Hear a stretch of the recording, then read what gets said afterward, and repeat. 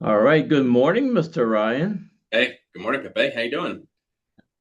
We're doing excellent. Thank you. Thank you. Here we are again in the process of sharing some information with a little bit of experience and a little bit of youth. Yeah. What is this? Our third video now? It is. It is. That's cool. I've been enjoying these conversations. Yeah, it's awesome. It's awesome. Last time we talked a little bit about the foundation of a good financial health, and you mentioned first of all getting an income first, right? And we talked about Yeah. tracking income. And today, let me see if I can get the cash flow quadrant. Sh Shows a little bit. Uh, sh Slideshow, and I gotta share screen. Share screen right there. Let's see if that works. All Yep. right. Okay, do you see the cash flow, right? I see the Zoom screen right now. Okay, so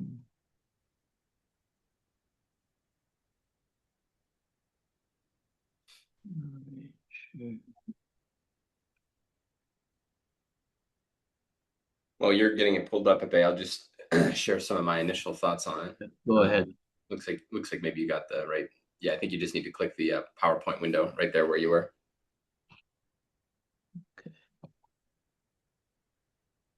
Yeah, there we go. Okay. Can you see the cash flow? We can. Yeah, if you click play from current slide in the top left, I think that should full screen it.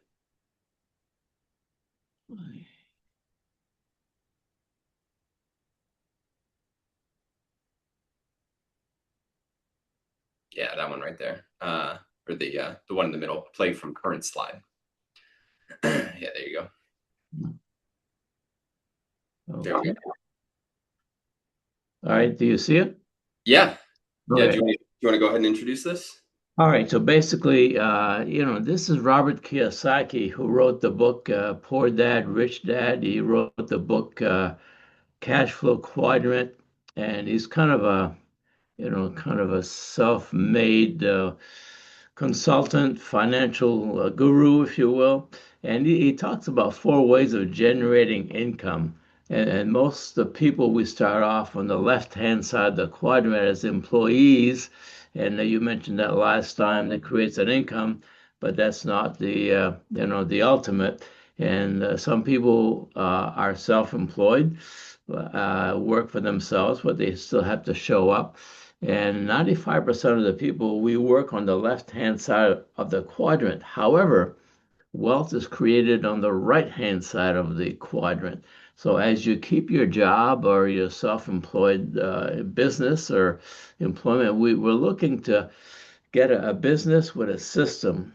So in other words, setting up systems to run your business, to try to scale your business, expand through systems, through duplication and leveraging.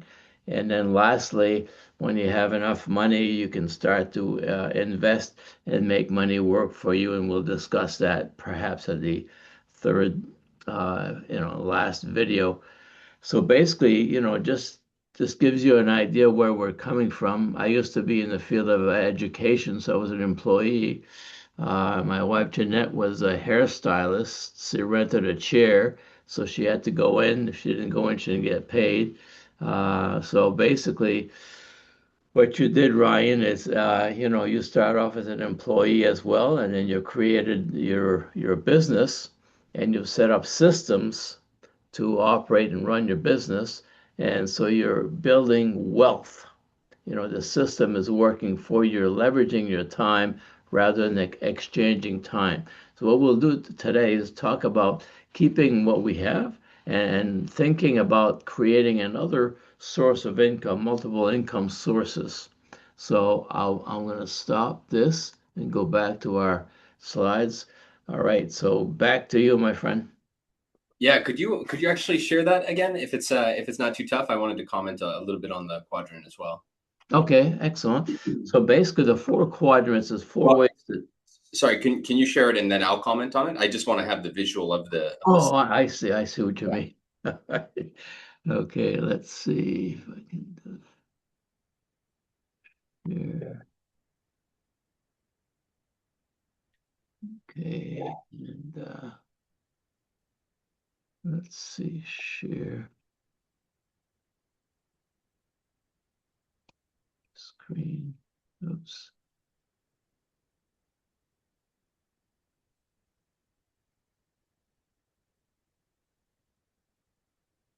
All right, I messed it up there, right? No problem. Do you mind if I share? No, yeah. Oh, actually, it says host disabled attendee screen sharing. That's all right. I can comment on it without the visual. So yeah, when you have with Robert Kiyosaki's cash flow quadrant, I actually just produced a video on this for my channel and released it today for my lessons for my kids series. So you might want to check that out. Check that out Yeah. after. The title of that video is "Don't Trade Your Time for Money," and Mm-hmm. really that's one of the ways that I approach Robert Kiyosaki's cash flow quadrant. When you look at the quadrant, right, you have E in the top left, which is for employee, S in the bottom left for self-employed, B in the top right for business owner, and then I in the bottom right for investor. Yeah, there we go. It's kind of getting blurred out, but that's all right. So the way that I sort of think about these in like one sentence, right, is E, employee, you have a job. S, self-employed, you own a job. B, for business owner, you own a system that generates cash flow. And then I, for investor, you own assets that generate income. And so that's sort of like the one sentence of how I think about these different things. And I think, like we talked about in our first video, the place for most people to start in the quadrant is in E, right? Right. Just get a job. Your dad was right? Get a job. And that is a great place to start. In fact, that's where most people start. The problem is, I think that's where most people stay, right? They don't understand that there are alternative ways to generate income, and that there may be some aspects of those alternative ways that are preferable. I think that for most people, right, they're either in the E or the S. And then I think, the other thing too is a lot of people are in the S category that think they're in the B category, right? So if someone, let's say, becomes a roofer and they start their own roofing business, but they're the only employee, right? And so they do the sales, the marketing, the roofing, they do the collections, they do their accounting, they do everything within the business. They're self-employed. What happens is if they, and you mentioned this, if they stop working, their income shuts off, right? So the key delineation between someone who is self-employed and a business owner is that the business owner Mm-hmm. has a system that continues to work even when the business owner doesn't. And so to make this personal, right, I started a property management company 5 years ago. When I first started the company, yeah, I started my own property management Yeah. company. Really, I was self-employed because I had no employees, I had no systems. The properties were managed by me. If I stopped managing them, the business stopped making money, right? And then over time, I started building systems to operate the company. And then I hired people to run those systems. And now, right, I employ 26 people, and I have someone who manages the leasing. I have someone who manages the maintenance. I have someone who manages the accounting in the business. So now, right, I took a day off last week actually to go to the lake with my family, and the business did not come to a screeching halt, right? The Right. apartment was still leased, the bills are still paid, the maintenance was still handled, but I can now stop working and the business continues to make money, right? So that's the key to designing a system, and that's really the exciting opportunity if you live in a capitalist country, right? Is that you can own these value delivery systems, which are businesses, right? They're a value delivery system to the market. And you can own these if you live in a capitalist country, right? So that's the exciting opportunity about America. That's why so many people want to get to America, right? And then to me, the investor quadrant, and I know in a future video, maybe next week's or next week and a half's video, whatever, we'll be talking about how to move into sort of the investor quadrant. But to me, the investor quadrant is really available to anyone at any time. And I recommend that everyone sort of start to migrate to the investor quadrant, because that's really what the very wealthy do, right? And they own assets that generate income, and these assets can include businesses. They can also include stocks and bonds and real estate and Bitcoin and whatever else either appreciates or generates dividends. And that's really exciting, because when you own assets, sometimes a business will require your time and attention, right? Even as a business owner, sometimes you have to make key hires or make key decisions. It can be kind of difficult to own a business in a truly passive way, but it's much less time intensive than like, say, someone who's employed or self-employed. But when you're in the I section, then it's really like, your input's not required. It's Right. a lot of people want to chase passive income. Moving into the I section is where the passive income is earned. And I totally agree with that, Ryan. However, most people are broke. Most people have credit card debts.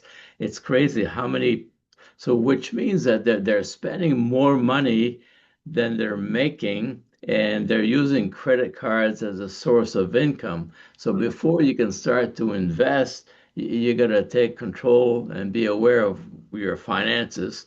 And if you have a leak, in other words, you got to look at, analyze, like you mentioned, several software systems that are used today. I use Quicken, you use something else, somebody else uses something else. But the key is how much money is coming in and where is it going?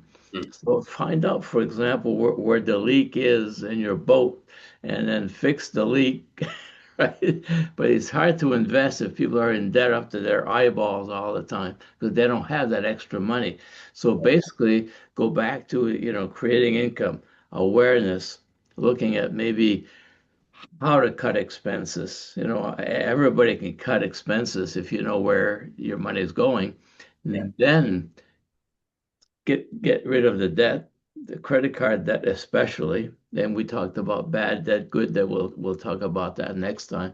I mean, not all debts are bad, but the key is to get rid of the credit card debts, which is crazy, interest, high interest, waste of money and time. Then, set up, as you mentioned last time, an emergency fund, your savings, and eventually start to invest. But before, most people invest, they need to get a hold of their income Yeah. and know where their money is going. So basically, let's talk about that a little bit. How do you, first of all, look at this and then design a strategy to pay off debt? Yeah, it's a good question. Um, I think, you got to start with a budget, right? So, and you mentioned a couple of the tools, Quicken. The tool that I use is YNAB. It stands for You Need a Budget. My friend just signed up with another tool called Monarch Money. And nowadays, these tools are everywhere, and they're very easy to access and often inexpensive. So that's probably where I would start. Number one, get a job.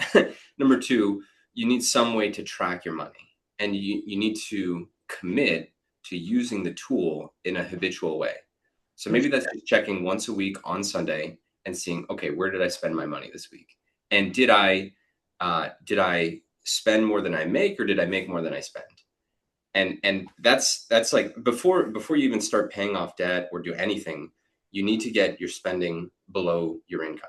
Like, that's like number one, because if not, you're just going to continue to go into debt, Correct. right? And then and that can be challenging. I don't know if you have any tips for that. Some of the tips that I would give to someone in that situation is, start slow and small, which isn't exciting, and it isn't that sexy.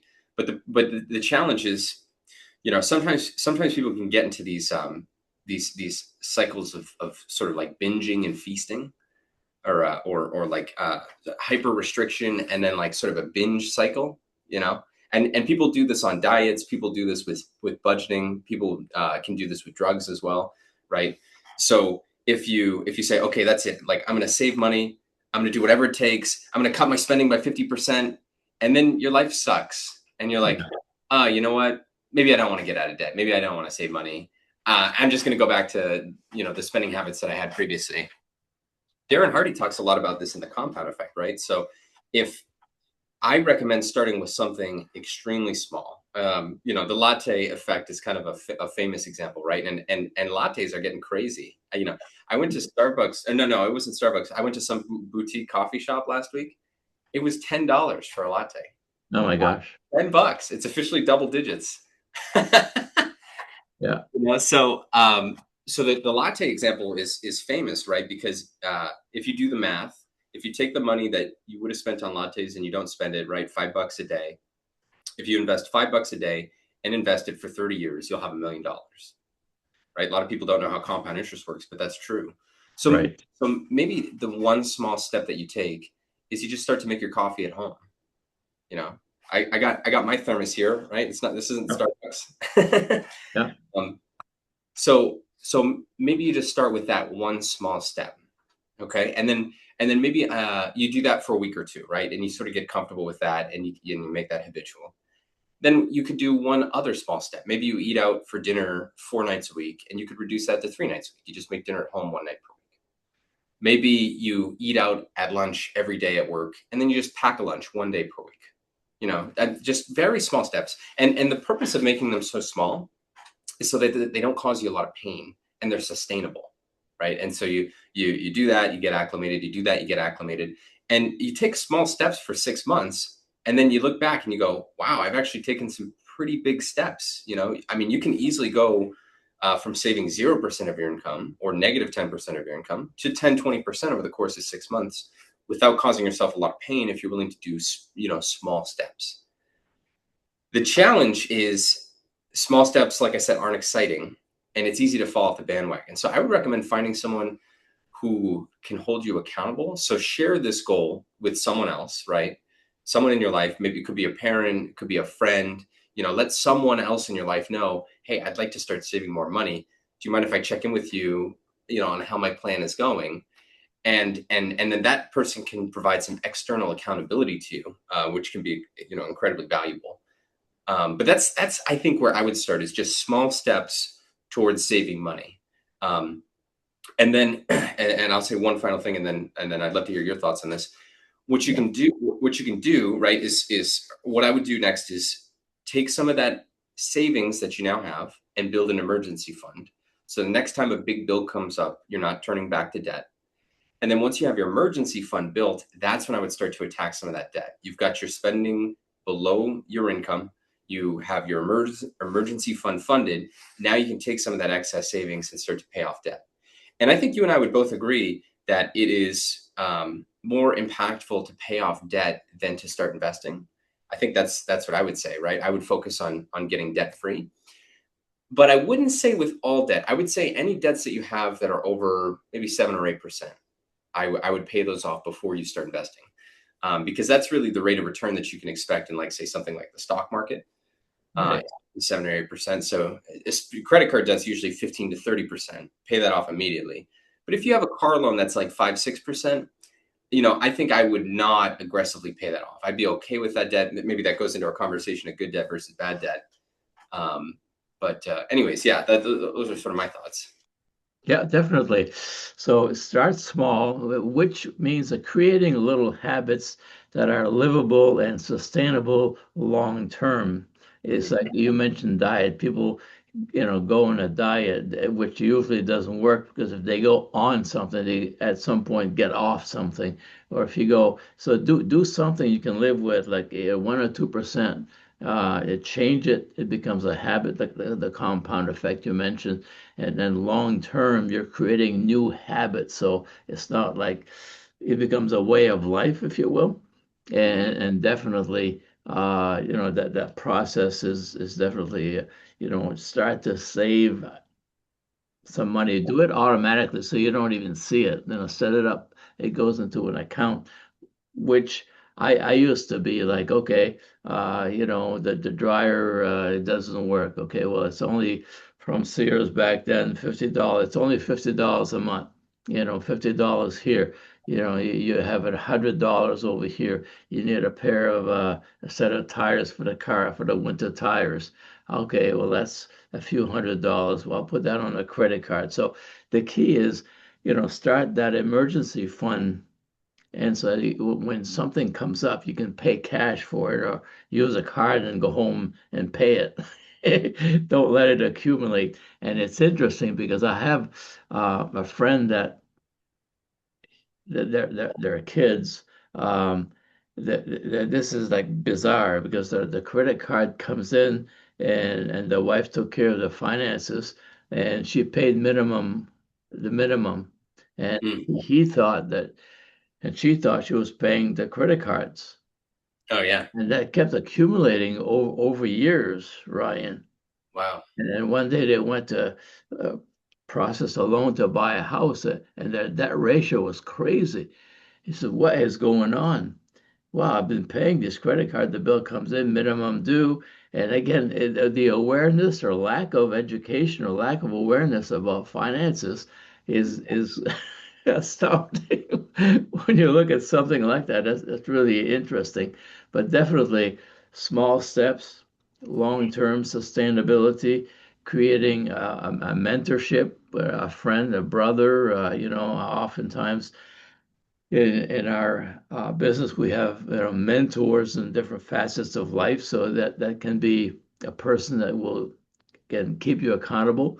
My brother and I do that. I know you and Matthew, your brother do that. He uses you as an accountability partner. So interesting. So you need support. Hmm. So find and then start to knock off maybe $100 more a month on the credit card. Pay as much as possible and add a few $100s to what you save in the latte effect factor, put it on a card, and then again, there's a systematic, pay either the smallest amount or the highest interest. There's two different philosophies. And again, the cash flow quadrant, the five laws of prosperity you mentioned last time, richest man in Babylon. Just these books kind of are there. Dave Ramsey, oftentimes the churches have, you know, um, money management because it just creates stress in life. And once you have a handle on that and, know how much debt you have, and then start a strategy to knock it off. So that's the key.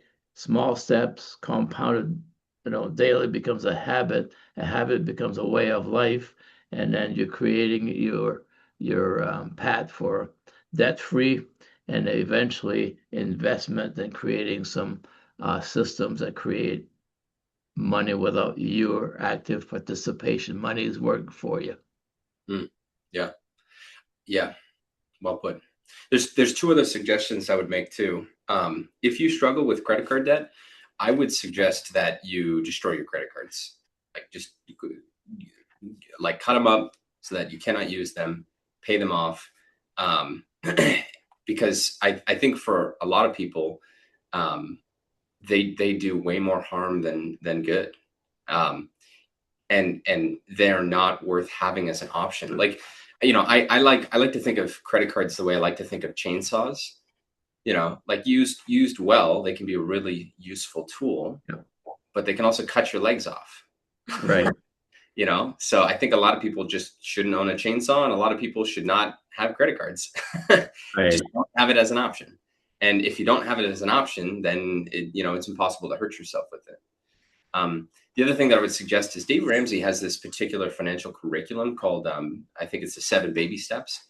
That's a great place for people to start when they're getting out of debt. In fact, a lot of what I just referenced comes directly from Dave's Baby Steps. So, Right.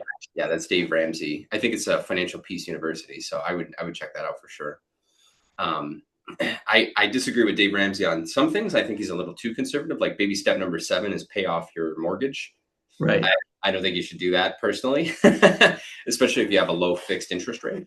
Um, Right. but I think Dave Ramsey is the thing that's great about Ramsey's advice is that it works for 80% of Americans. Yeah. And that's interesting as well. Yeah, I've seen people, and I had a hard time with that, Ryan. I was one of those people that had like 12, $14,000 on credit card debts, and I said, "How did I get there?" And I've paid, the interest, 20%, 25% interest, which is crazy. Fees, and it took me a while to reorganize myself. And, I was not an uneducated person. I was just lacked education in how money works and how financial discipline works. So it took me a while, but again, through mentors and knowing and creating another source of income. You mentioned time. Don't let your time control you. I used to watch television, Ryan, at 6 o'clock, watch 6 o'clock news, and then most of the time all night, and watch 11 o'clock news because it's the same news in case there was a special bulletin. How much time is that? That people, and that was me, believe it or not, sitting in front of a television many nights a week, being mesmerized or wasting my mind and my time watching TV. Find yourself, invest in yourself, read books, take classes, listen to podcasts about, there's so much information, as you said, Dave, everything's available today at our fingertips. And so educate yourself, set up a plan, set up a strategy. What else? Uh, and eventually, most people have car payments, okay? And we talked about that with somebody yesterday. I used to be the guy that bought the new car every 2 years. I paid full price, and the minute I walk off the parking lot, it depreciates 20%. And finally, I said, after 3, 4 years, the car is worth 50% of the retail price. Why not buy it then? Let somebody else pay the depreciation, and eventually pay it off, and then keep putting money in your car account. So the next car you buy it with cash. And so again, minimizing debts. A good friend of mine, Dexter Yeager, always says, be careful about financing stuff that depreciates. Cars, motorcycles, boats, RV, vacations, again, save money. You mentioned last time the concept of delaying gratification. Okay, make sacrifices short term so you can set yourself up financially and become financially free. And so like no debts and multiple income is coming in, and that's a good feeling. Like you taking your family to the beach because it was a nice day, and you've disciplined yourself over the years Mm. to become financially wise. You know? So it's interesting. I don't know if you had any closing thoughts on this, Ryan, Yeah. but it's exciting. It's a process and it's doable. Yeah. What are we at time wise? Let's see. It's okay if you can't see it offhand. Yeah, I think we're coming up to time. Uh, right. Yeah.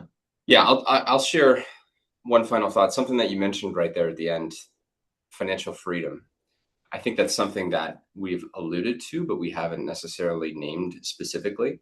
And I Mm, think it's helpful to clarify what the goal is, because I think financial freedom is very inspiring, but for a lot of people, I think for a lot of people, they don't really understand what that means, right. right?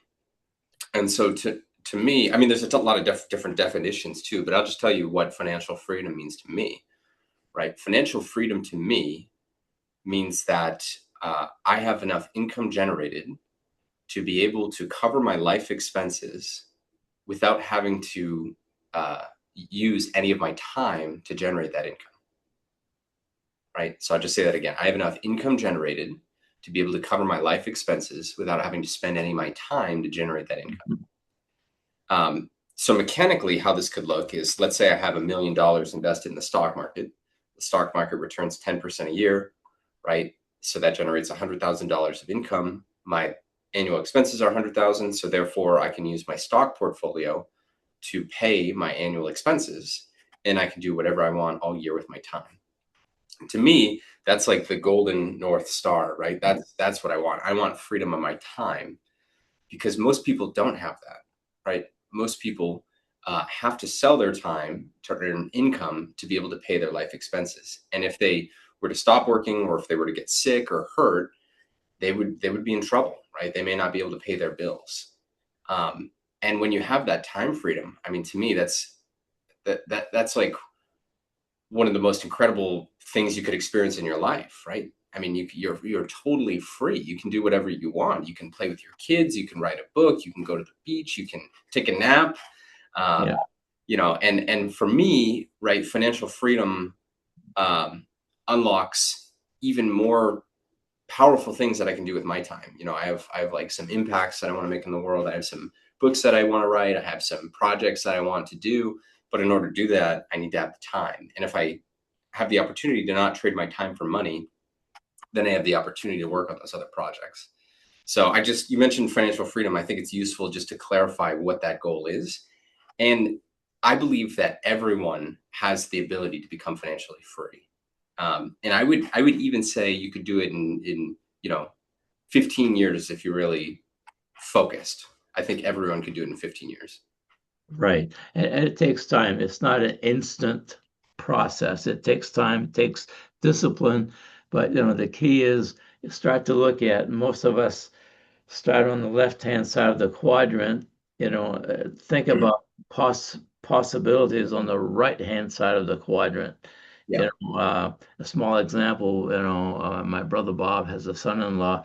He's a paramedic, makes good money, and he used to make, instead of his wife going to work, he started a landscaping business. So in his spare time, he's generating another source of income so that his wife can be free. And so again, think outside the box. Don't think about my job, my job, my job. My dad, you mentioned, was a builder at one time. I thought my dad had a business, but no, he was self-employed. If he didn't go build houses, he wasn't paid. Yeah. And Right. so think about the right-hand side, and we'll talk about the next time some transitional stuff that people can do to start creating other sources of income and to start the investment process. And it is a process, but it is doable and possible, and it feels good to be able to do it. Right? Awesome. Yeah. Looking forward to that Excellent. discussion. All right. Great. Well, thanks All for right. paying. This was Okay, awesome. Ryan. Have a good day, and we'll talk to you later. All right. Sounds good. Love you. Bye bye. Love you too.